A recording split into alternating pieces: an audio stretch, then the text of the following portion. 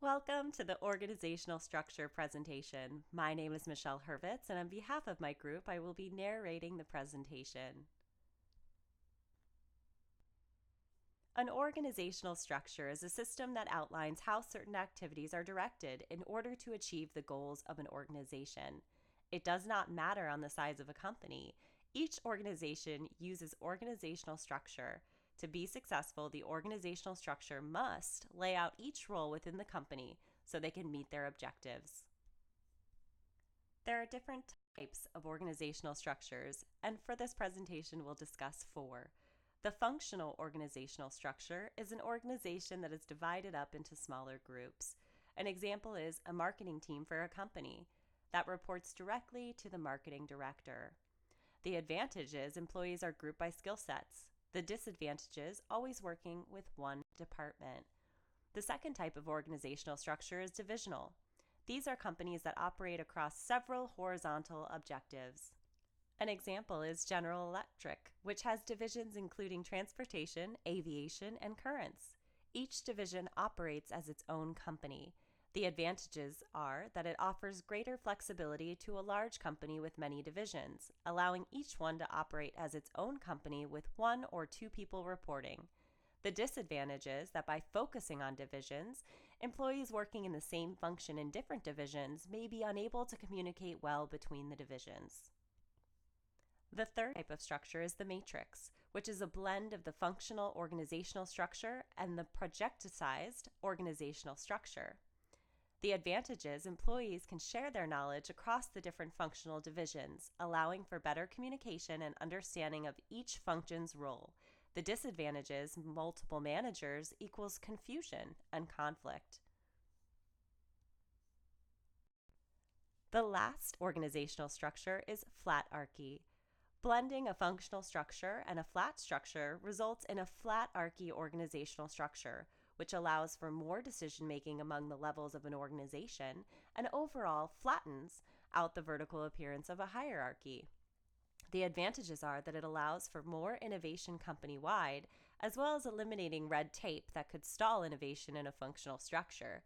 The disadvantage is that the structure could be confusing and inconvenient if everyone involved doesn't agree on how the structure should be organized. So what is the objective of organizational structure? To establish accountability, information flow, authority, and distribution of responsibilities. Without structure, everyone might be fine until they're not. If something goes awry, who is in charge? At this point in the presentation, we'll turn your attention to various companies and address their organizational structures, the first being Google. Google as a company grew monstrously diverse. It was all connected and yet not, an increasingly impossible entity to manage, with intertwining goals, teams, funds, and managers. Mindful of the troubling latter days of other once great tech companies, Larry Page, co-founder of Google, decided it was time to deconstruct the entire organization. Flattening the organization seemed like the most rational or logical decision. A flat organizational structure means that Google's employees, teams, or groups can bypass middle management and communicate directly with higher management. Based on the flatness of the corporate structure, employees can meet and share information across teams. The CEO of Google structured an umbrella called Alphabet, making each one its own company with its own goals and CEO that focuses on those specific goals. The new organizational structure freed employees to concentrate more productively and happily on their own mission without being concerned about Google as a whole. Starbucks focuses on all structures: management, leadership, communication, strategies, and other variables that lead to variable success. Starbucks uses matrix organizational structure that has functional hierarchy, geographic divisions, product-based divisions, and teams. This structure divides employees into different groups in a way that each group works for a different product. For example, Starbucks has divisions for merchandise goods such as mugs and books, bakery items such as sandwiches, and a division for coffee and other beverages.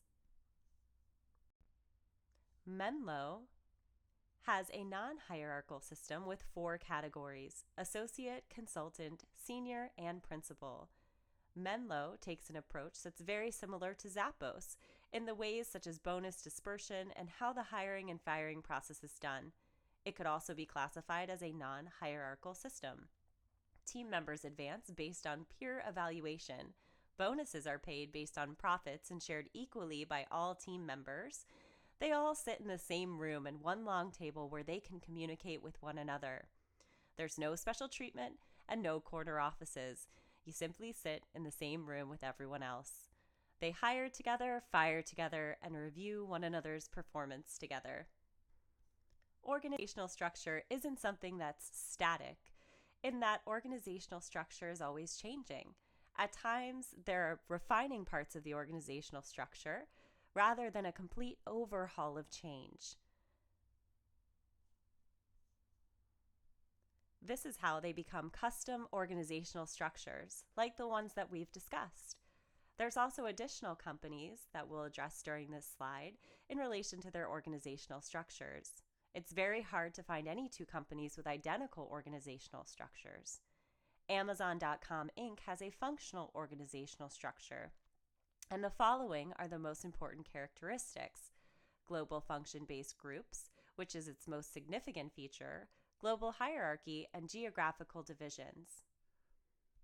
Apple has a hierarchical organizational structure, and its main characteristics are spoken wheel hierarchy, product-based divisions, and weak functional matrix. Microsoft Corporation has a product-type divisional organizational structure that involves divisions that are based on certain computer hardware and software products or organizational outputs.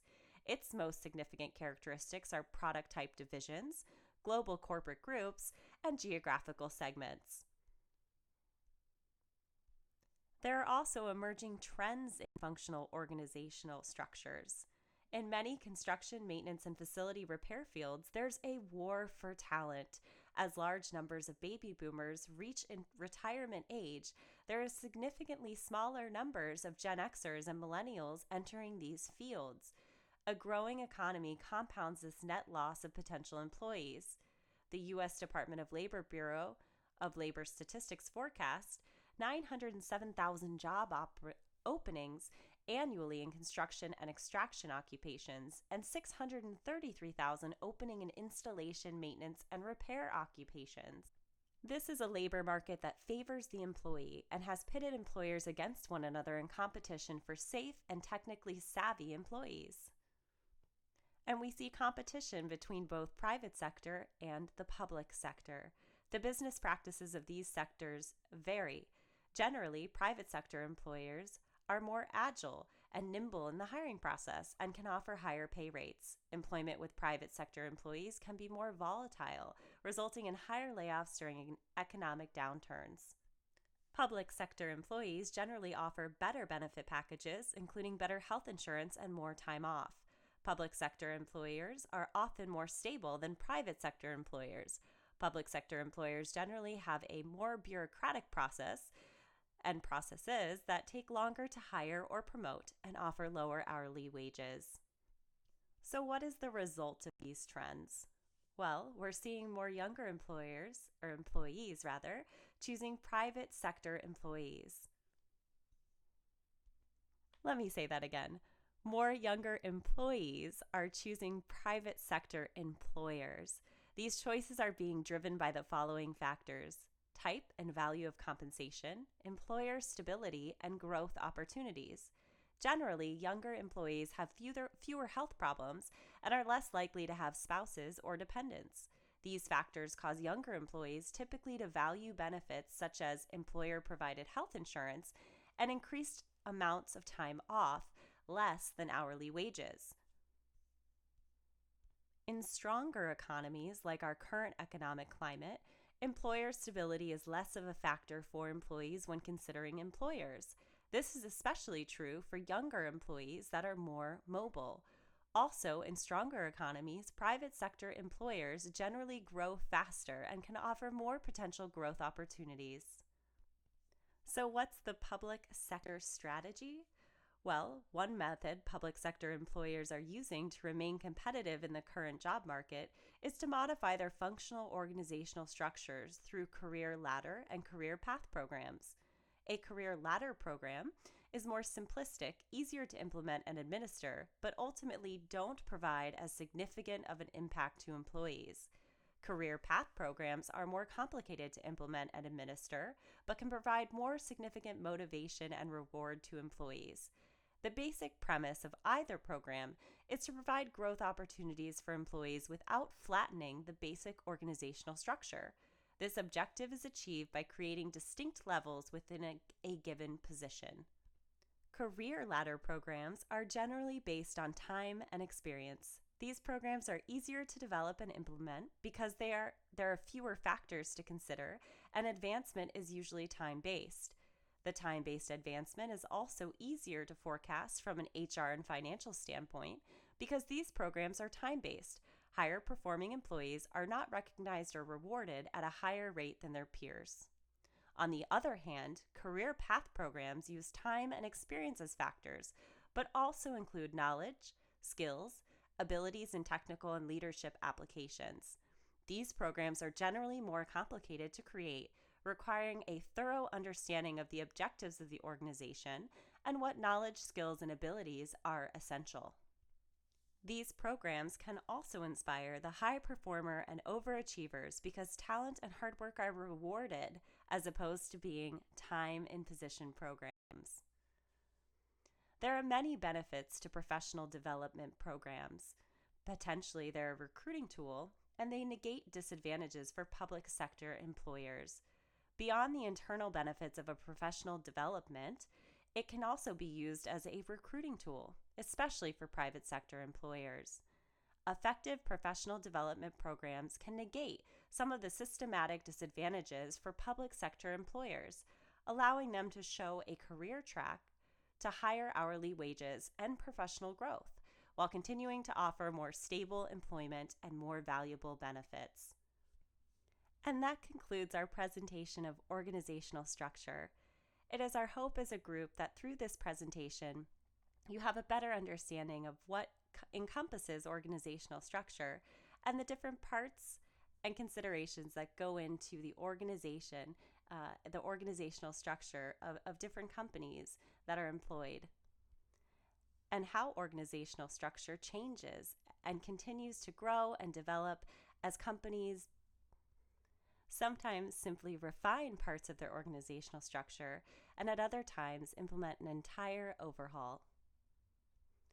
Thank you for your time, and should you have any follow-up questions, please feel free to respond to our presentation through the discussion portion of the comments below, and we'll be happy to address any questions you may have. Thank you.